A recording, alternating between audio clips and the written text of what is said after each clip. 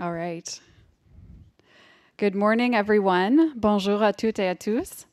Thank you for joining us today at our annual public meeting, Responsible AI for Development, Innovation, Risks, and Rewards. My name is Christian McQuaig. I'm a communications advisor with IDRC's Corporate Communications Division, and it is my pleasure to share a few housekeeping remarks with you to begin our event this morning. This event is being recorded for future use. It will be conducted in Canada's 2 official languages, English and French. Interpretation is available in both languages. Here in the room, headsets are available for simultaneous interpretation. Online interpretation is also available by selecting your language of choice when you log into the meeting. To change your language or other viewing preferences, please click on the settings gear at the top right of your screen. Closed captioning is also available to those attending online. Click the icon that resembles a speech bubble on the webcast player to activate captions. Click the icon a second time if you'd like to turn them off. Later on, we'll be moderating a Q&A session. There are microphones in the room for audience members to approach to ask their questions. For those who are joining online, you can submit a question by clicking the icon that shows a person with their hand raised. Enter your first and last name and click Join. Then you can enter your question in the space provided, click the arrow icon, and it will send. Some of our guests have also submitted questions in advance of the meeting. We have read each one and will be addressing as many of them as possible through the content of our program this morning. We have also selected a few to answer at the end of the meeting while making time for live questions as well. We appreciate your understanding that we will not have time to answer every single question that we've received. Should anyone experience technical difficulties online, click the question mark icon near the top right of your screen. There you can enter your email address and a summary of the problem that you are experiencing. If at any time you lose connectivity with today's live broadcast, you can click on the refresh icon at the top right of your screen. And now, let's begin. It is my pleasure to introduce to you the Chair of IDRC's Board of Governors, Dorothy Nyambi.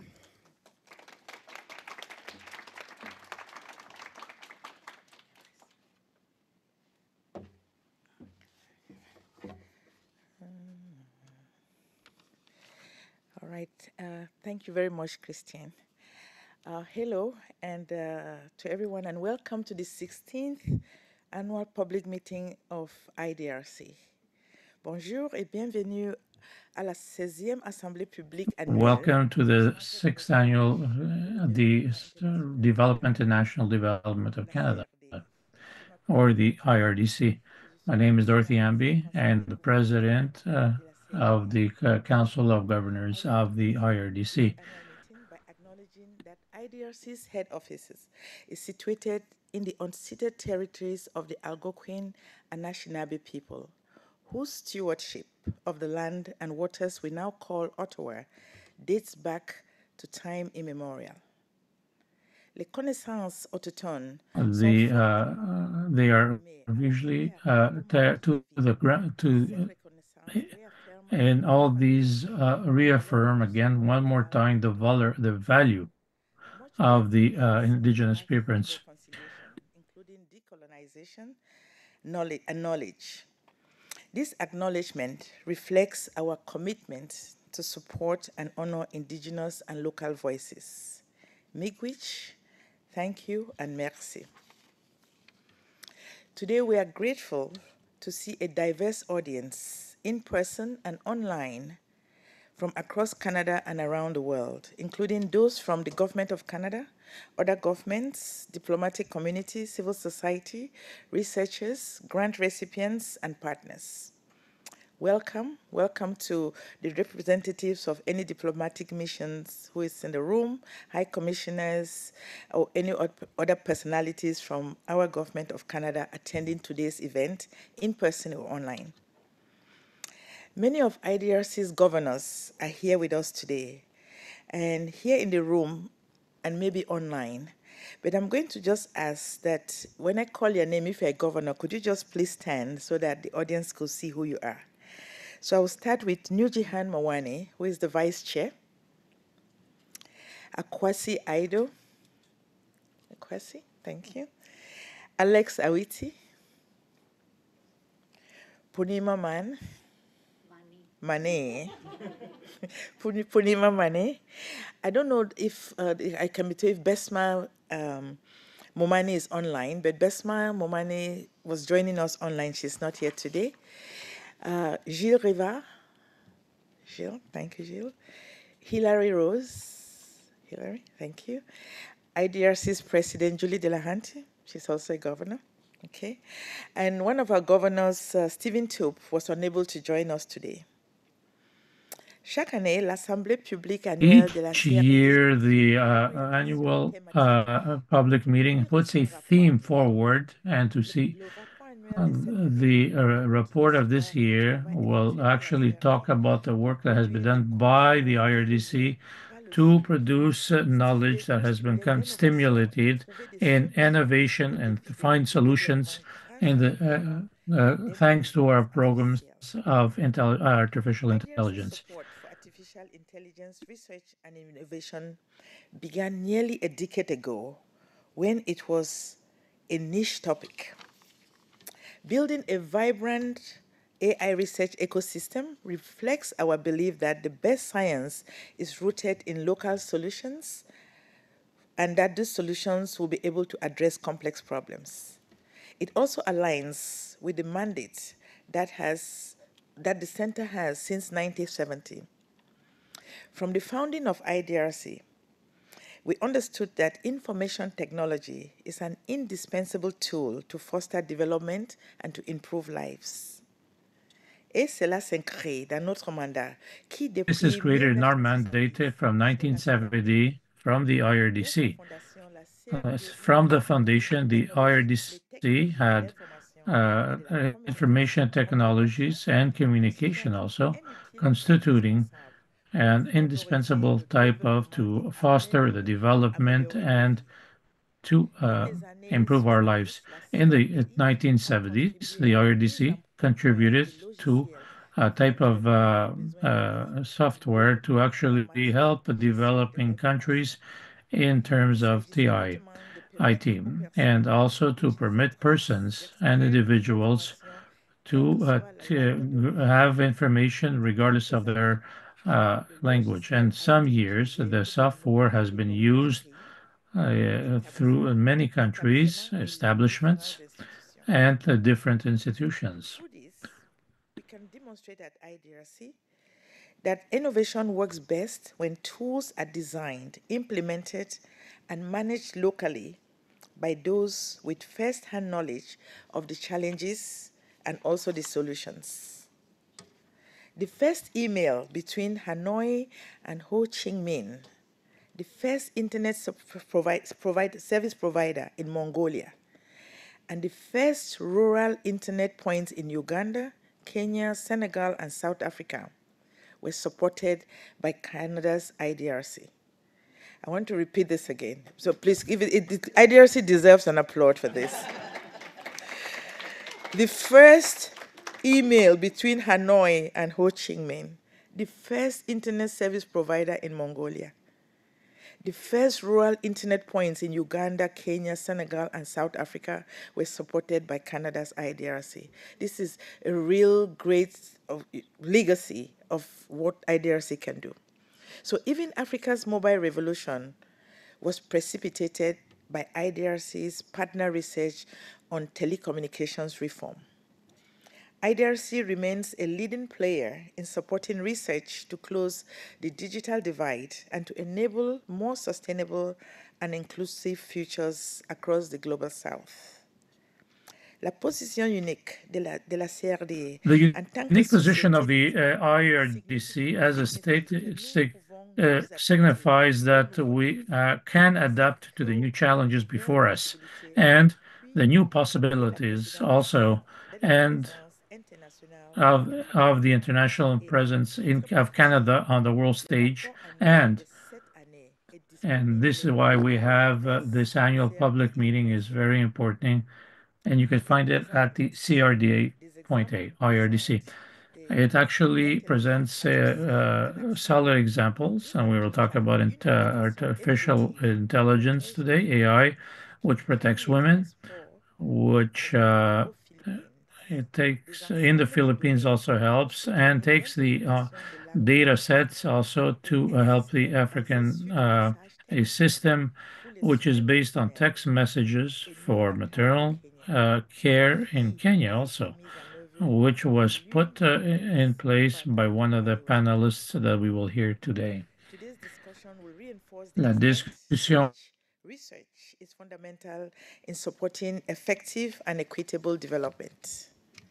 IDRC's work in AI and digital inclusion has contributed to a strong global track record, not only for Canada, but includes track record for our partners and partnerships that will amplify Canada's global footprint and impact. I'm honored to serve as IDRC's chairperson of the board, and I want to thank again IDRC's Board of Governors, the senior management present here and those online, all employees for their support and for their contribution for the development of knowledge and innovation in the Global South.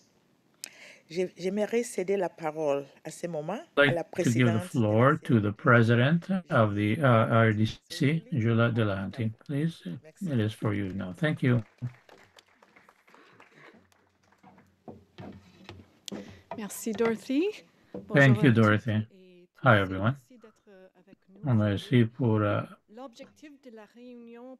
the objective of the reunion here today and the annual report of this year on intelligence artificial focuses the research that shows for a science that helps the community, the global community, to actually overcome complex, the fact that we are not ready or not, the intelligence or not, will transform the global environment.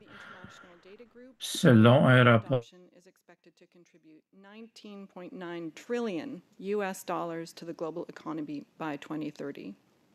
By that same year, it is expected to drive 3.5% of global GDP. Beyond the huge economic potential, we've all heard about the risks associated with AI. It can reinforce structural inequalities and bias, perpetuate gender inequalities, threaten jobs, and facilitate disinformation and surveillance. AI can also change lives for the better and contribute to the Sustainable Development Goals through, for example, improving food systems, revolutionizing education models, and tackling health and climate change challenges. Nous travaillons avec des partenaires afin de trouver des solutions. We are working with partners to find solutions founded on probative value that will mitigate the risks and harvest the fruits.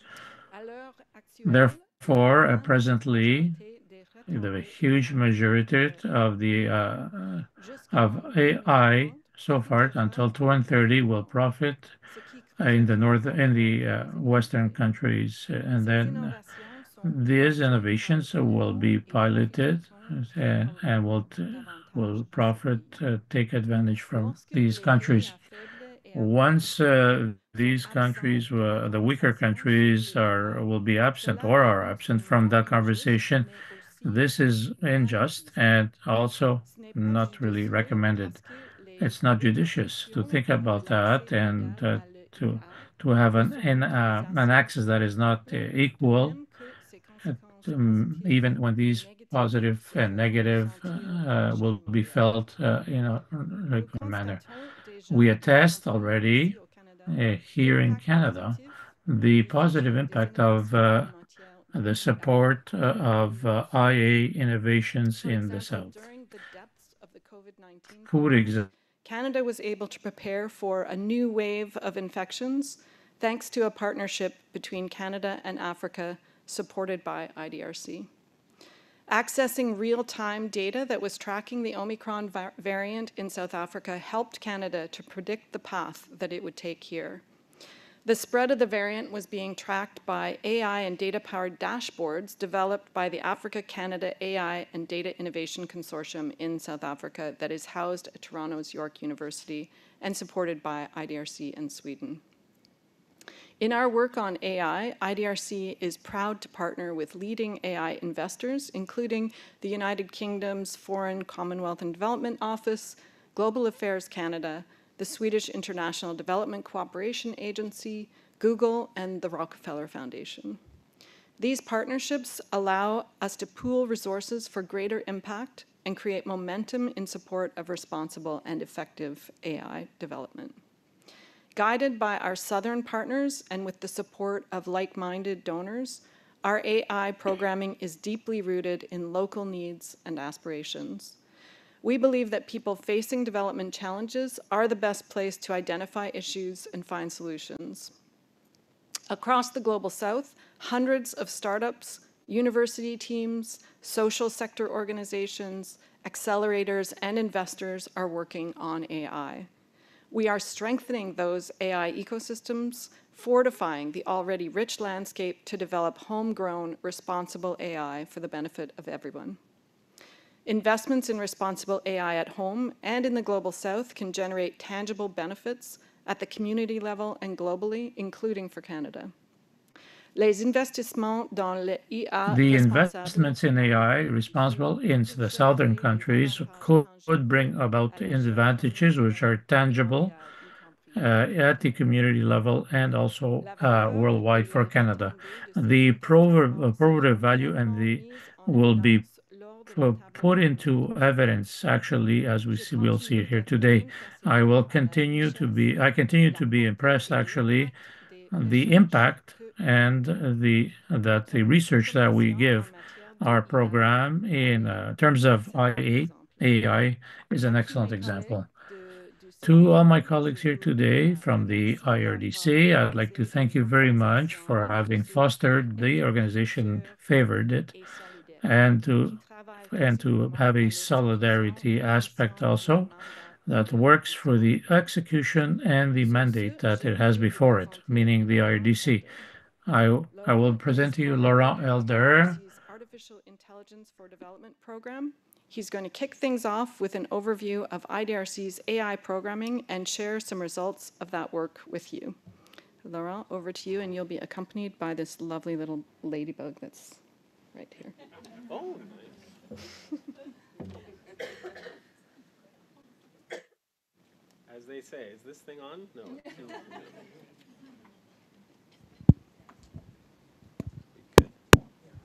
Always takes a tech person to not get the tech stuff right. I'm so glad we talked about those ICT accomplishments because they are essentially an example of what we hope to see in the AI for Development program.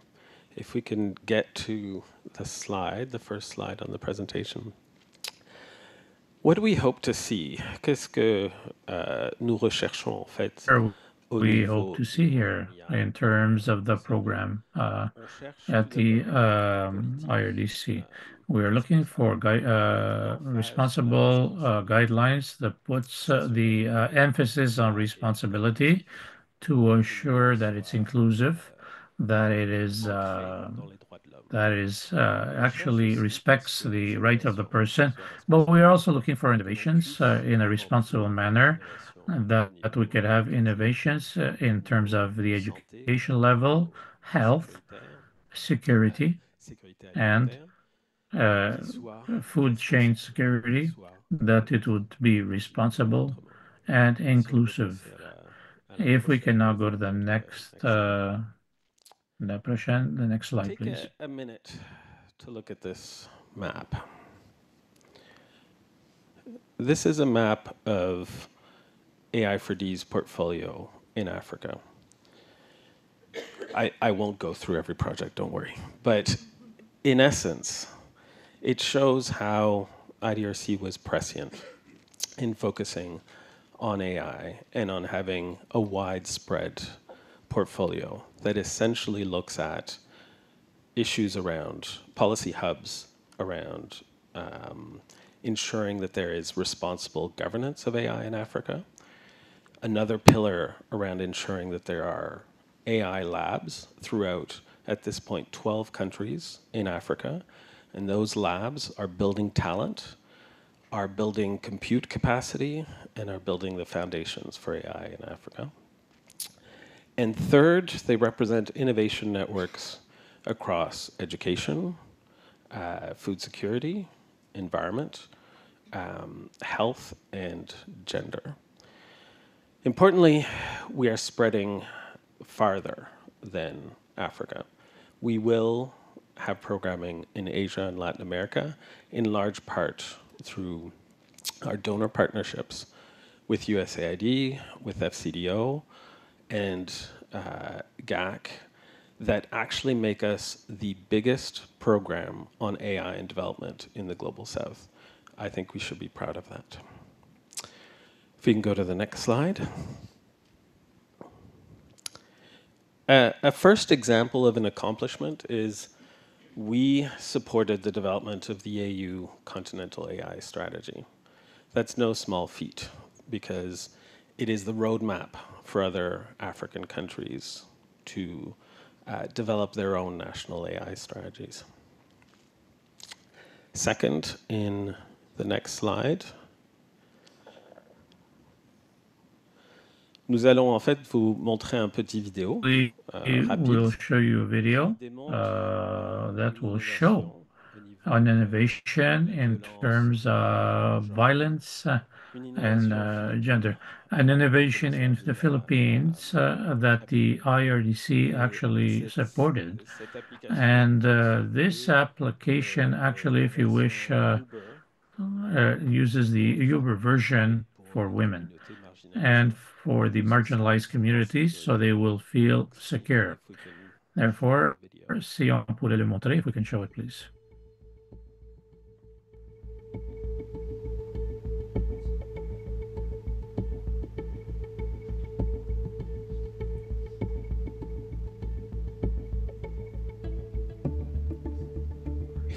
Manila is one of the most dangerous places on earth for women when it Manila comes est une des to places très dangereuses pour when it comes to quand on parle de it's a war faire out la- here. Riding the LRT, de riding aller the sur le LRT, it's a war. c'est vraiment une guerre, une vraie guerre, une bataille, si vous voulez. Et donc, is a women mobility and empowerment app. What makes it different Safer, is that c'est une it's based on application sur la mobilité, prototype. We talk to students, we talk to people who do commute every day, and these people are particularly women who take public transportation. So they take the trains, they take the jeepneys, pedicabs, and tricycles. In fact, in one of our focus group discussions, we found out that women commuters actually bring some type of weapon with them. So they would bring ballpoint pens, they would bring peppermint spray. Based on our study, we found out that women feel safe if they're in the company of other women. So one of the features of the app is that it informs you if other women are close by. So it gives women a sense of security and a sense of empowerment, knowing that there are other women around to help them if something would happen to them.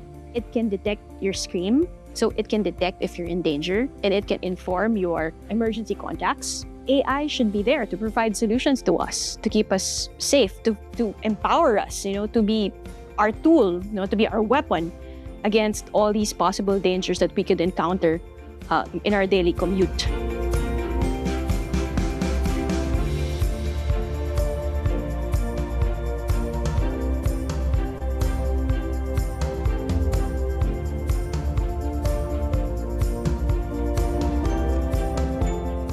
So let's start the panel part of our session. We have with us, I think, Valérie, through the magic of the internet. There she is. So let me introduce first, since we beamed her in. Voici Valérie Traoré, qui est la fondatrice. Valérie is the founder and the executive director of Niyel, an organization which is based in Senegal, which it actually is a organization which is additionally a hub in terms of policies for us in West Africa. What is very interesting here is the following for Valérie, that is, she loves the elephants and the comics, like myself. And we also have Sathy Rajasekharan, who is the executive director of Jacaranda Health, an organization also that we support now. We have been supporting for a few years now, and it's an excellent example to be able actually to have a link in the health sector. Additionally, neuroscientist,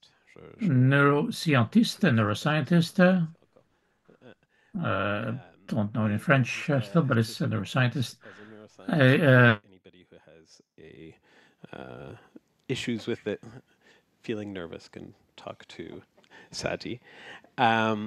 But also, interestingly, he has told us that he's really into trivia. So if part of the Q&A ends up getting into more trivia-based questions, we can have him as our main answer person. So let's start off with you, Sathy. Tell us a little bit about Jacaranda and the prompts innovation, which is, for me, one of the best examples of how an AI-enabled innovation is helping people, notably pregnant women in Africa.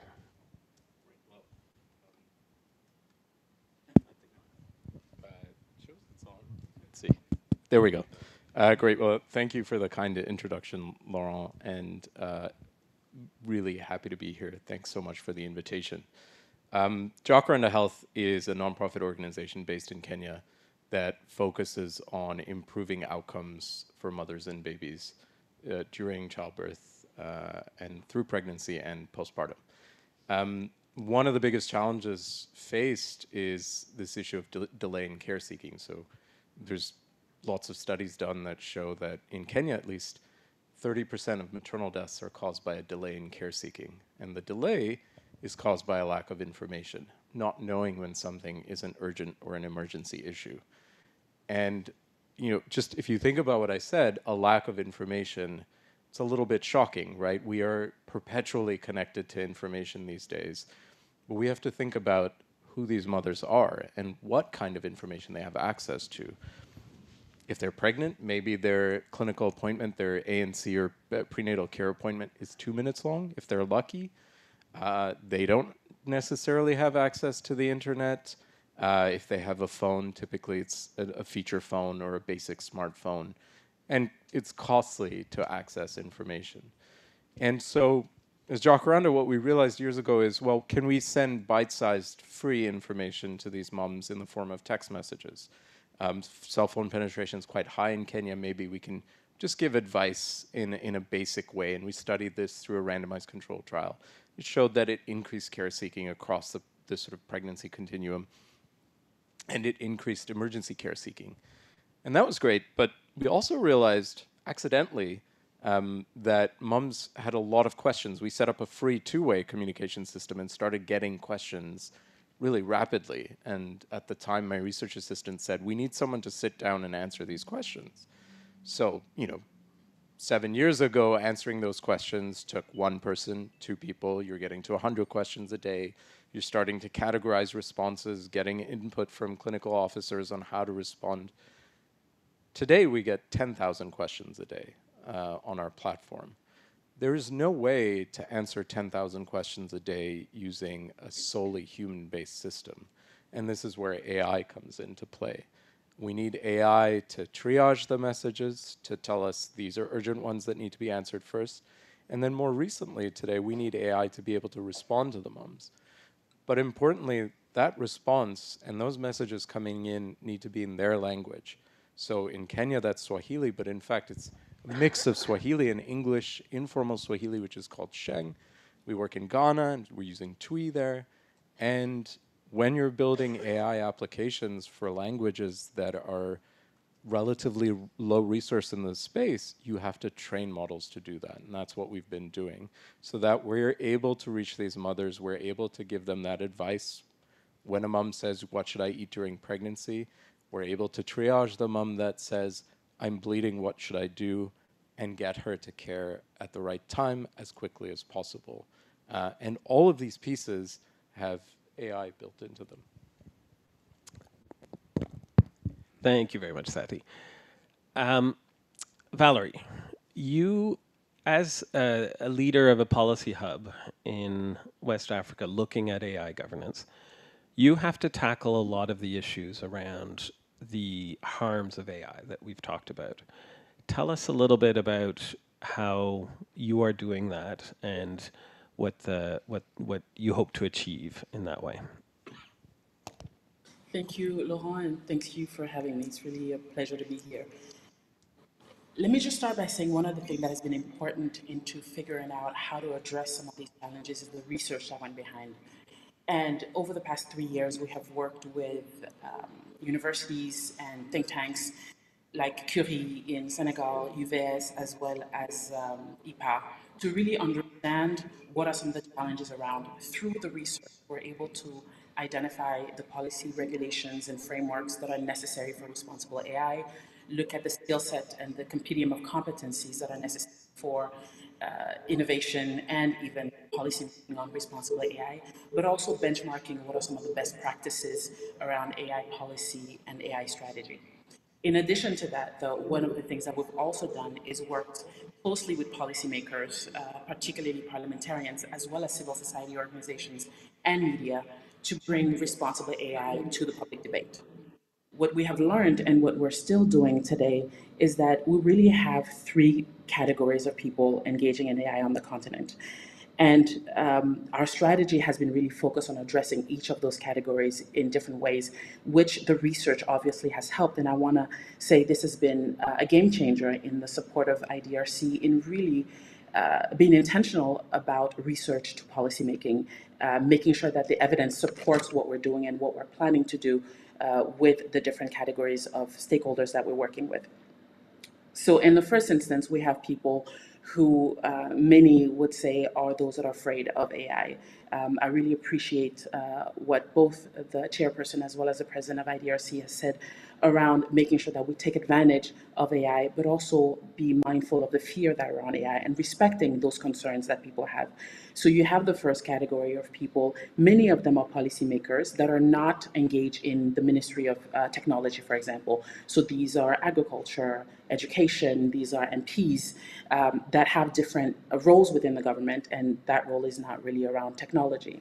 And you also have a large part of civil society, movements, and unions that have legitimate fears. And those are really imagining an AI that is all-knowing, all-powerful, a sort of George Orwell 1984-ish AI that is about to take all of our jobs away, that is about to just be machine in how we operate. And what we have been doing and what we continue to do with those groups is really looking at how do groups understand the implications of AI, but also the negative as well as the positive implications of AI. Developing guidelines for making sure that AI is responsible, is ethical, and is really inclusive of different communities. One of the things that we've done is work with the Parliament group in Senegal and the training for them to understand what not to be afraid of, but also what to pay attention to when new policies are being put in place. We, just a couple of weeks ago, we started, I should actually say, a meeting with 6 countries in Francophone Africa from their ministries of ICTs, just to start thinking about what are guidelines for responsible AIs for those countries. And that can then feed into the current AI process that the African Union is going through, which IDRC also is supporting. So it's really about making sure that the voices of different communities, those that are nervous, those that know a little bit, those that don't know much, are integrated in that process. Then you have another category of people, and those are the people that are fascinated by AI, the innovators, the young people, the ministries that are in charge of AI that are really excited about what AI can do, what AI can do for health, what AI can do for agriculture, what AI can do for education. And one of the things that we're also doing with them and learning a lot through these partnerships is saying, yes, but how do we invest in the learning framework of our universities, our students, to be able to take advantage of AI, to not be left behind? How do we ensure that those parameters are put in place that respect, protect, and fulfill human rights? And in that, we're putting together a fellowship for those people in the ministries that are responsible for developing the AI policy and the AI strategy to make sure that they're supported by others that are looking at the human rights element, that are looking at the development element, that are looking at the data governance and data protection elements of AI. So that's the second bit of work that we're doing. And then the third, which has been also a big part of our engagement with different communities, is this group of people that are in the middle, which is actually the largest group of people that are, there's AI, it is sort of in the periphery. I know I'm using it somehow, but it really doesn't affect me. But those that are not mindful of the data that we're consenting to, knowingly or unknowingly, that we're not really mindful of how it's asking us to do things or how the tools that we're using are being part of our day-to-day lives. And what we're doing there is continuing the work of putting it in the public debate. So this is engagement with media, social media as well as traditional media. This is work on developing audiovisual productions. So cartoons, Laurent said, I love cartoons, and I do, and I think they're quite effective. Cartoons to engage with people that don't know so that they can feel comfortable asking the questions that they may not ask because they feel that they should know what is going on with AI. Working on social media campaigns, but also really targeting people that have the responsibility to share that and give them the tools to be able to do that. And I think this has been quite interesting in a way because we have seen such an engagement and a willingness to talk through it, even though there's a lot of fear and there may not be a lot of knowledge, but it's definitely now more than 7 years ago, more than even 4 years ago, or even more than 2 years ago, definitely part of the current public debate. And I'll just faire un clin d'œil, particularly in Francophone Africa, which historically has been behind many of these conversations.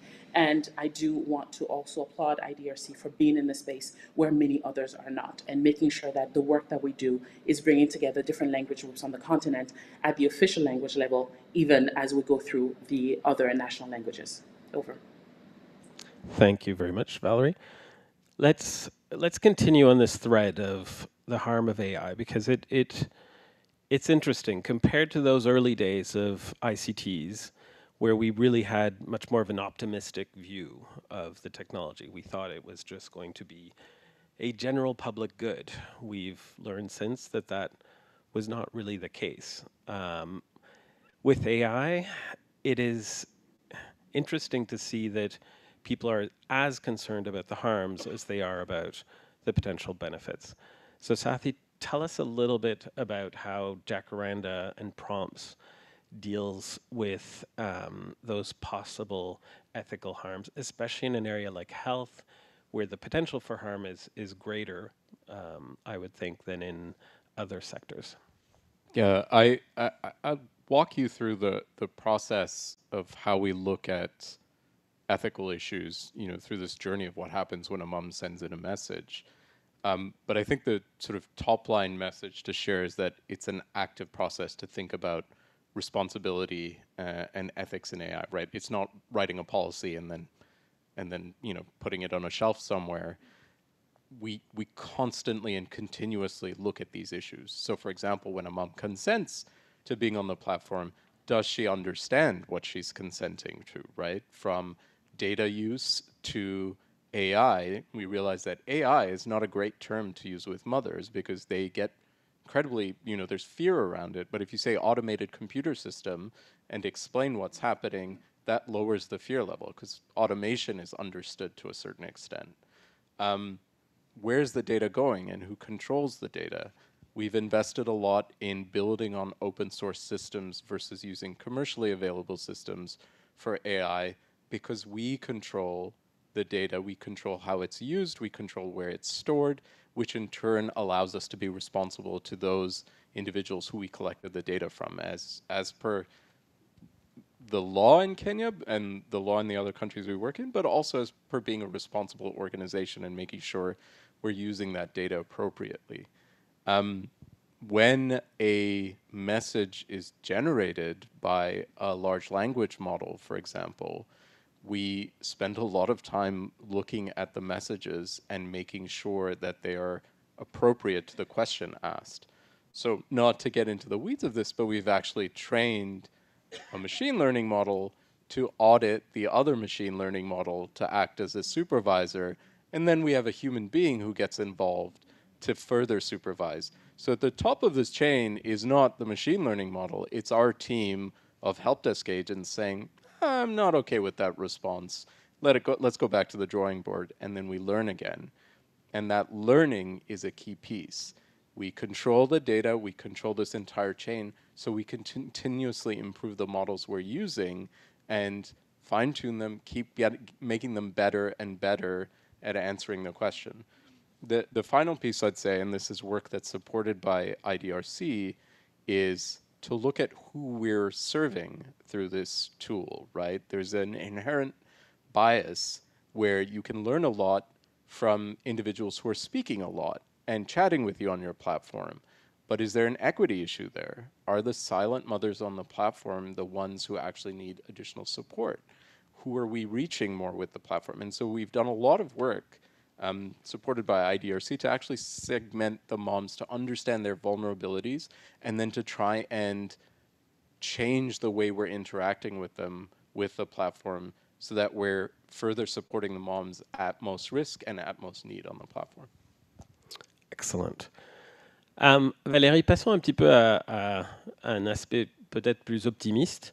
Maybe we can change to a optimist aspect or for hope. What's happening on the continent in terms of AI, where you see there is hope and optimism. So thank you, Laurent. There's a lot of hope. And the first one is that everyone is talking about it. Whether we talk about it from a user perspective or technician or anything, everybody heard about AI. So even people who are afraid of AI, it's important to discuss. Now we are in a situation where most governments are questioning on themselves, on their AI politics. But we can integrate it with the AI policies. And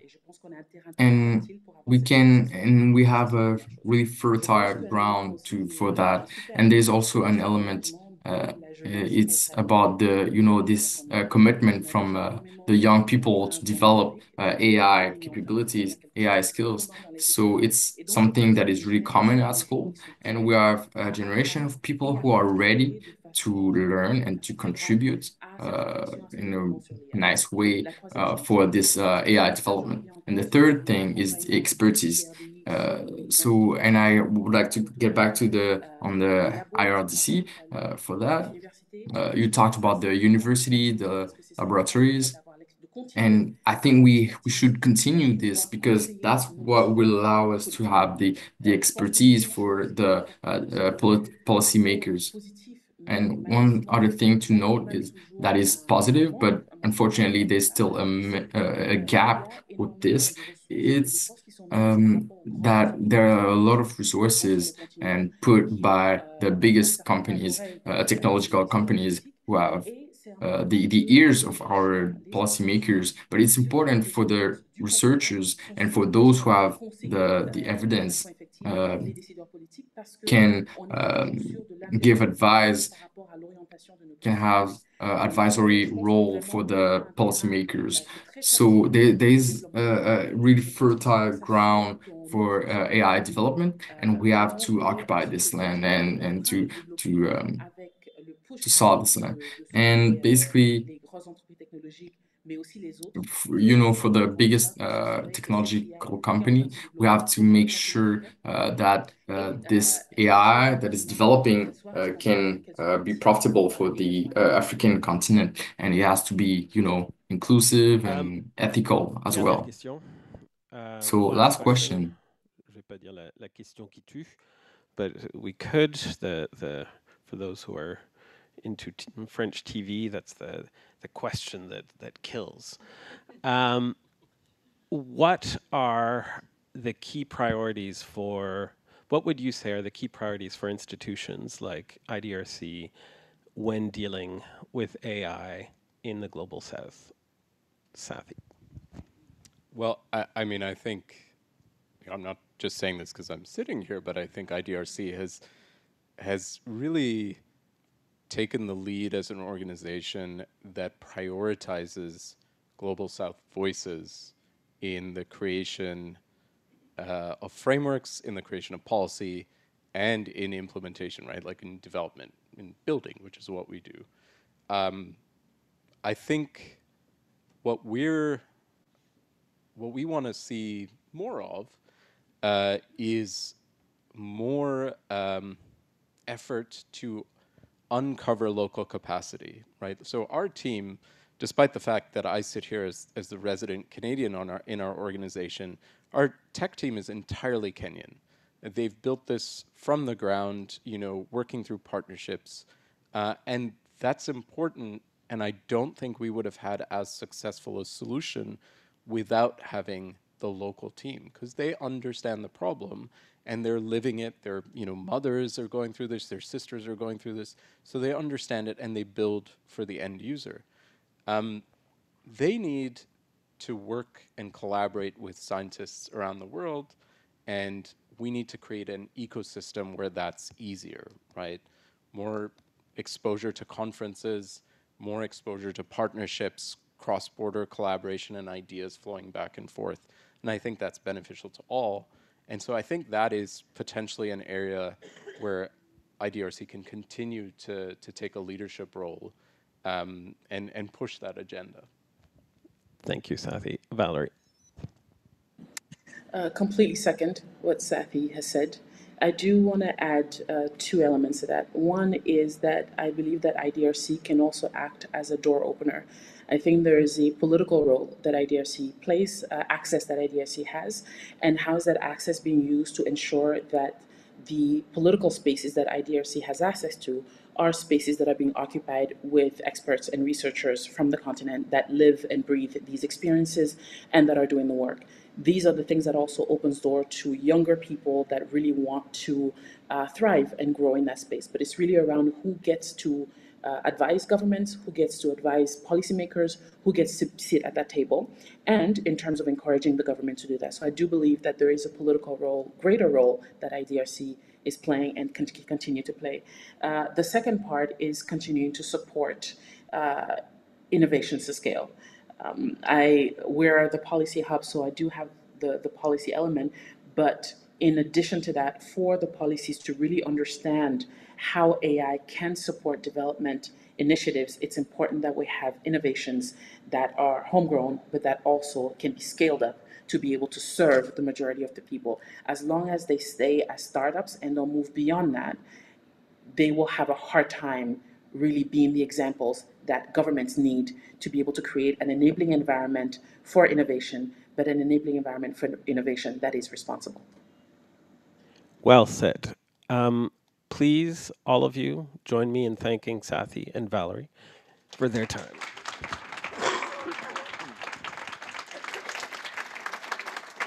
I think we'll now move to the Q&A part of the session. Yes, thank you to all of our speakers this morning. And now we'd like to hear from you, whether you are in Ottawa, online, we are here to answer your questions. Our panelists, along with IDRC's president and chairperson, are here to respond to any questions you may have about the meeting today. We are happy to respond to your question in English or in French, and interpretation is available.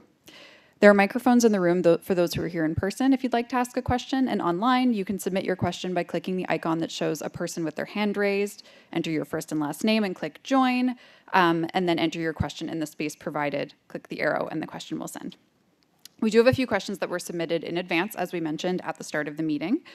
So the first one that we'll ask is, we received several questions about how AI can be applied to other areas, particularly care work and the socioeconomic field. How is AI currently being applied to these fields, and is IDRC involved in any such projects? So I'll field that one first, but I see Valérie writing things down, so maybe she'll have something to add as well. But AI is a general purpose technology. It can be applied to absolutely anything, right? But with all technology, it has its benefits and, as we've seen, harms. In the area of socioeconomic field, I think there is keen interest there. And one of the projects we have is with APET, that is looking at how governments in Africa can use AI to better do economic planning.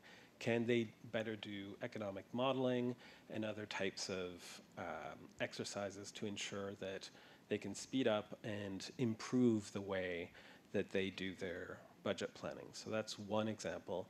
Another one that I think is really important, and again where IDRC was prescient, is around the future of work. We have since 2018 had networks looking at the impact of technology on work.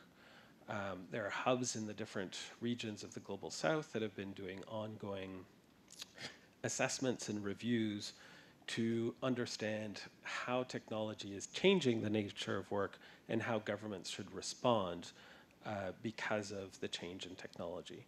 AI is, of course, potentially a huge game changer in the workspace. There's lots of concern about that. Notably, some people in the Global South think that AI will have the biggest harm on women because those are the jobs that are the most vulnerable to automation, especially with generative AI. So helping governments adapt and address to those changes is really key. Valérie, I see you moving in your seat. Did you want to add anything? No, you're good? Do we want to go to another question?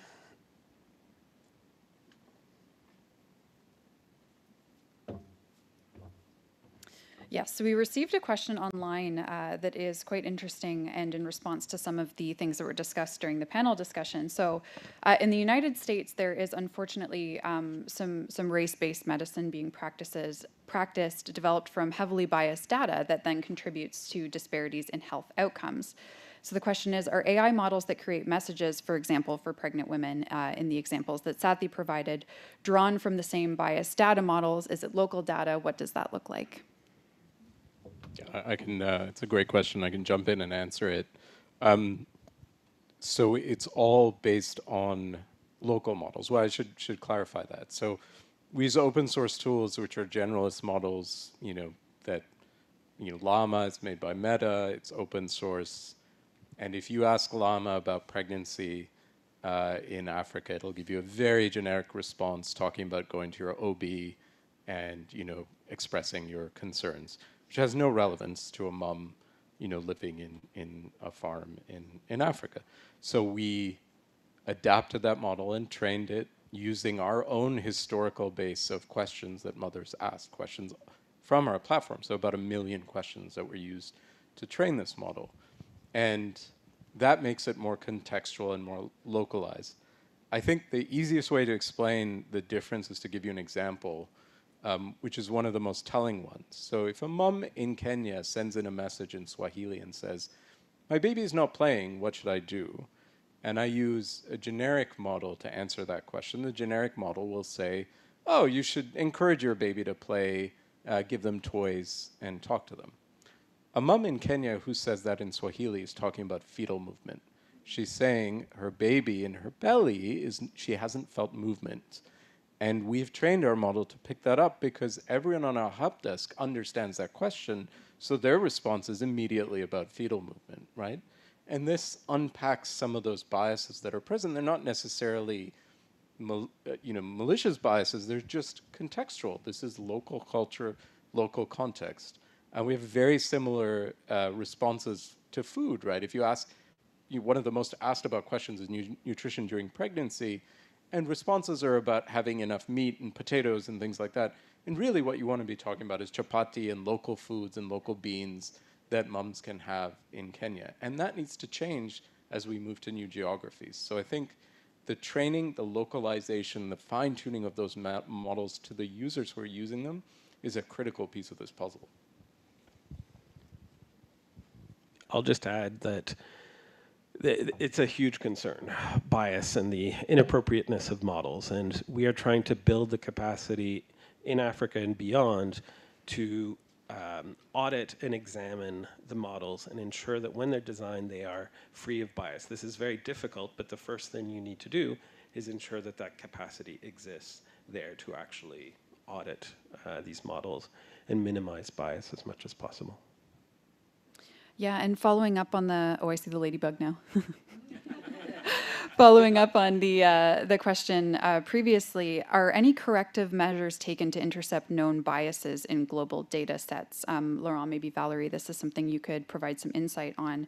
There are assumptions that baseline data can be taken from US sources, but that may not be correct. That's not a simple question. There are no kind of global mechanisms right now to do this, but I think it's one of the reasons why the global community is urgently trying to find mechanisms to address this kind of situation, because to a certain extent, we are slightly blind to the models and the data that train those models, especially the large ones that I think most people use, whether it's from OpenAI, ChatGPT, Gemini, or others.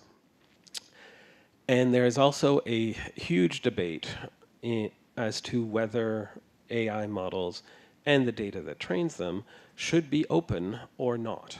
Because as we know, I think this is probably the biggest policy issue that this space needs to deal with, because in essence, there is a fear on one hand that open models can lead to misuse.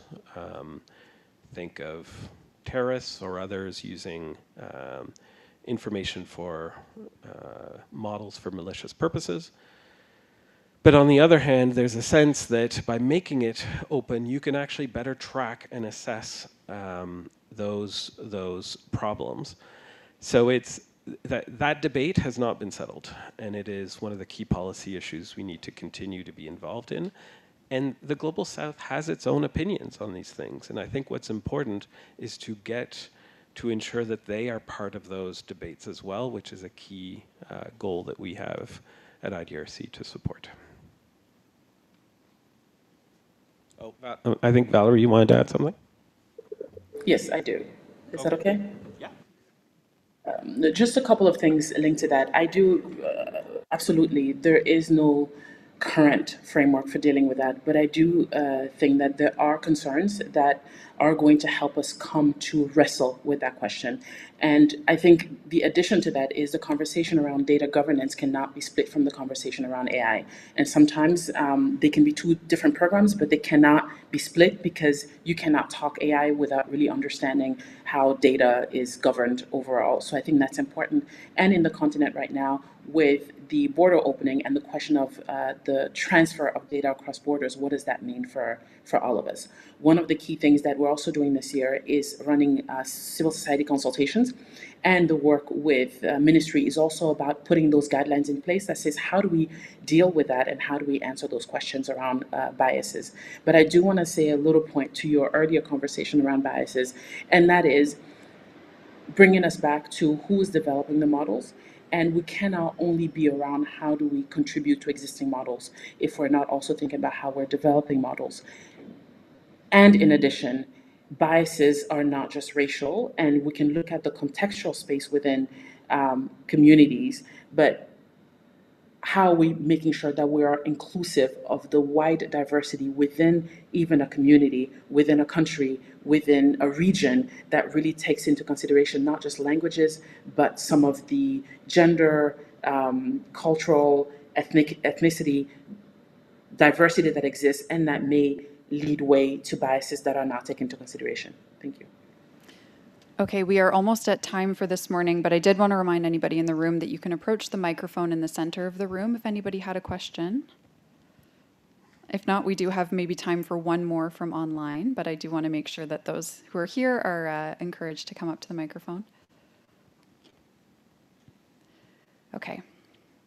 So maybe for our last question this morning, we have a question. Could the team speak about the changing nature of global cooperation and multilateralism around technology, especially AI, and how might this impact development? I mean, it's interesting. I think there's a lot of movement for global cooperation in this field, whether it be from the multilateral UN side to bilateral organizations. I think AI is recognized as a problem that crosses borders and needs global policy solutions. So as a result, things are happening in that direction.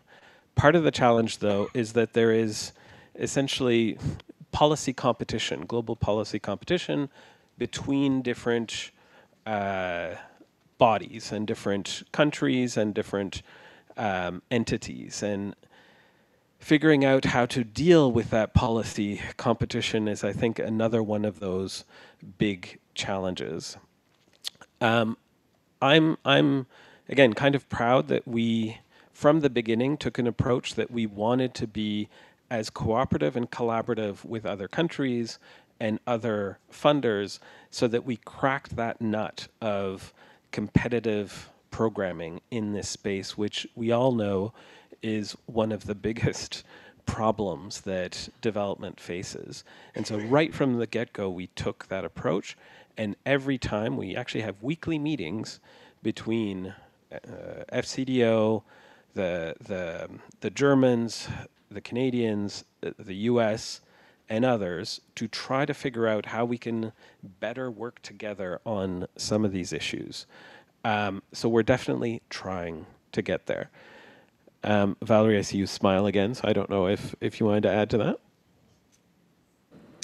Yes, I do. I do think that one of the key things that is important to be able to engage to global cooperation is that, at least from the African countries' perspective, is to be clear about what we want, what our directives are, what our guidelines are, to be able to engage in a way that is constructive and that is beneficial to all parties. There's been instances where one funder has funded a country's a consultant to come develop somebody's AI strategy that wasn't really inclusive, that wasn't participatory. So those things do happen.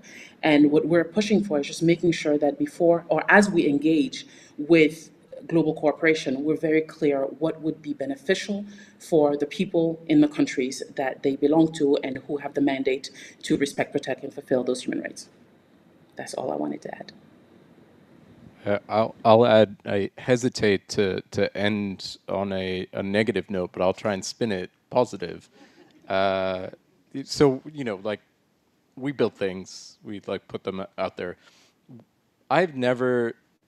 We've also been on the end of many hype cycles, right? So it's always important to know, like, is this another sort of hype cycle? I've never seen a space move as fast as AI is moving in the hype cycle domain. So there's real groundbreaking work happening on an almost daily basis. And the field's moving quickly. And with that, we have large, corporations and the sort of collectively named big tech also moving quickly to make sure they're able to distribute their technologies and plan for the future. I also see changes in the funding landscape where previously, you focus on development organizations and get resourcing from development organizations. That is far being outpaced now by big tech aligned resources. That's not all negative. I think it's great. We're seeing a lot of development through partnerships. But they are moving quickly. And so my positive spin and pitch to everyone is, as we talk about cooperation and multilateralism and other sort of occasionally slow-moving partnerships, I would just say we need to move quicker, because we could be in a situation where we finally get together and discuss all this, and the technologies move much further than when the dialogue started, and potentially actors with multiple interests may have moved ahead quite quickly, and the landscape will change. So what I would say is we need more of the work that IDRC is doing to push this sort of responsible dialogue faster and further in the future. Well, thank you so much. Those are all the questions we have time for this morning. I'm just going to invite IDRC's President, Julie Delahanty, back up for a moment to say goodbye for the morning. And thank you so much for that great Q&A period.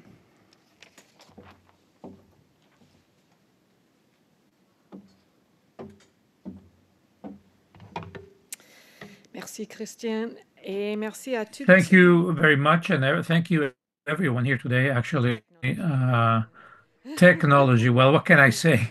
It's really something. To everyone here and everyone that participated online and here in Ottawa, this marks the end of our session this morning and officially puts end to our annual public meeting. I want to thank you for your interest, your questions that you have shown towards the IRDC and the research. Thank you to our presenters, Laurent, Sathy, and Valérie, to have explored the rich type of landscape of AI in South. Continue to demonstrate tremendous leadership and agility through an unpredictable and fast evolving landscape. Thank you all so much for joining us for IDRC's annual public meeting. Thank you.